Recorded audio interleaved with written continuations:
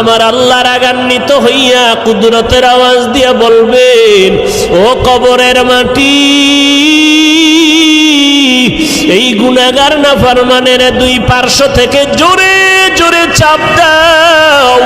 এত জোরে কবরের মাটি দুই পার্শ্ব থেকে চাপ দিবে। নবী বলেন, এক পার্শ্বের পাজরের হাড় আর এক পার্শ্বে পাজরের ভেতরে ঢুকে যাবে। ও আল্লাহর বান্দা, এইরকম আযাব একদিন আর দুদিন না, কিয়ামতের সিংহায় ফুৎকার দেওয়া পর্যন্ত কবরে হতে থাকবে। ওই কবরের আযাব এত ভয়ঙ্কর, এত মারাত্মক। জান্নাতি সাহাবী 10 জনের মধ্যে একজন হযরত ওসমান রাদিয়াল্লাহু তাআলা আনহু কবরের কিনারা দিয়ে গেলেই হাউ মাউ করে চিল্লাইয়া কান্না করতেন।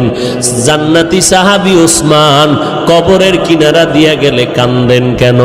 ওসমান বলে, মরণের পর কবর হলো প্রথম ঘাঁটি।